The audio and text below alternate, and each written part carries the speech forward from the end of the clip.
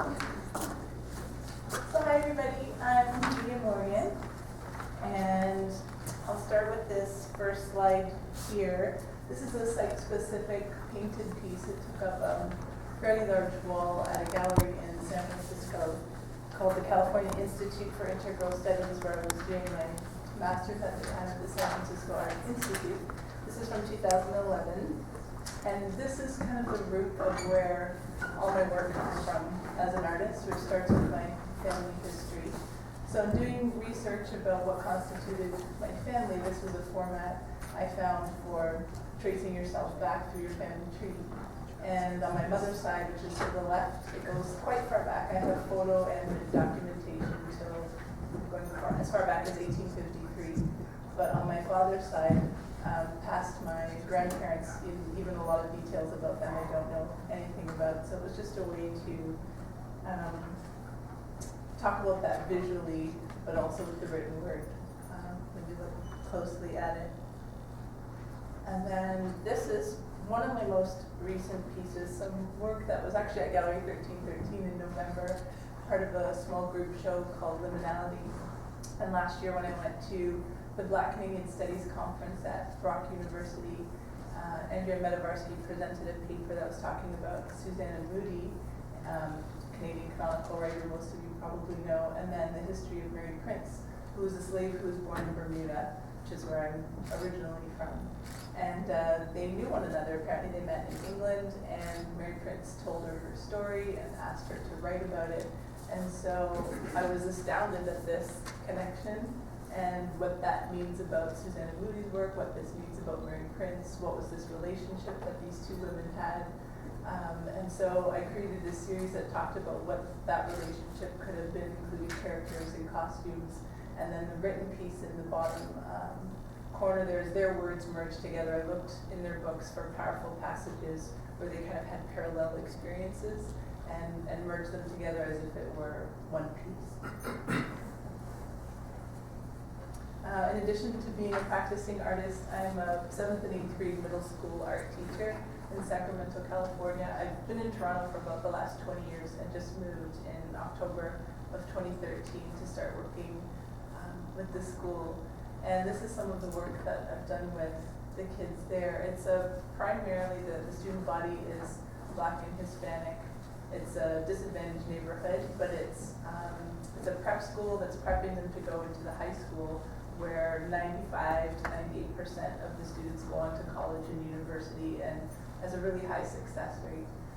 And art was something that they found they were lacking in the middle school, but they have a really strong program in the high school. So they've brought me in. So here, obviously, I've talked to them about the work of Kara Walker. So we did just silhouettes of themselves to show themselves as individuals. And then for an anti-bullying campaign, we did this idea where they came up with slogans. Just trying to create some love within the community. It doesn't take very much for the kids to start fighting verbally and physically in the classroom.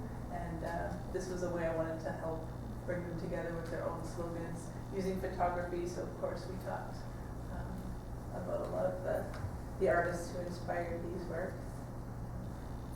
This is some work also from 2011, again going back to my family history. In my research, I found a grandfather I never knew on my father's side was kind of a famous person in Bermuda. He used to be featured regularly in a newspaper there.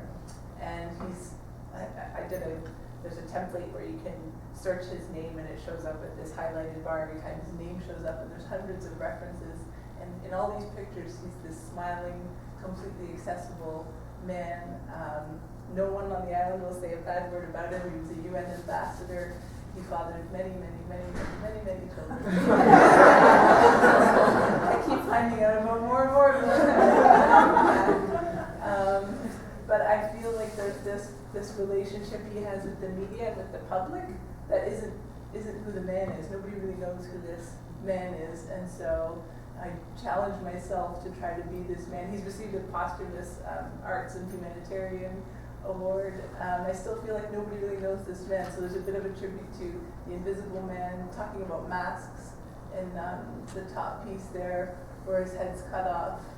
And these are poses that I copied from pictures I found of him in the newspaper. This is from 2012. So this book, The Natural History of Man, which is in the bottom left-hand corner, is from 1794. This belonged to my maternal grandfather, and found it in the basement one day, unbelievably, and I started reading through the disturbing images. I know a lot of you are familiar with this type of work. So the words are actually burned in, suntanned on the body. And the quote, a Negro man of a white woman produced a mulatto, half white and half black, or of a yellowish blackish color with black short frizzled hair.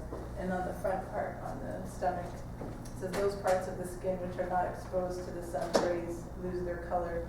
One of the hypotheses that this author had about Black African people coming to North America was that once they were removed from the sun in Africa, of course, they would turn white. And a lot of the things that are said in this book are just completely incredulous. It's ongoing work. I keep working with this book because I just will never run out of material to make from that. And so I will just wrap up with the last slide here. These are some works in progress. I always start with myself, looking at a few things here. The notion of the selfie. We're all on Facebook and online. Our images are out there. But I like to paint as well. I don't think I'm a particularly good painter, but I like to work with ink, and so I'd like to expand this out, looking at other images, other pictures of people. And last two things I don't have images for, but encouraging you all to look at a publication called The Image of the Black in Western Art. And this month, there's an article coming out written by Dr. Deborah Willis at NYU, and she writes an essay about some of my work. But it's like a 6-volume set that is really exciting. And then lastly, check out wanderer.com. It's WONDEREUR, and it's kind of an exciting announcement today. So I'll leave it at that. Thanks so much.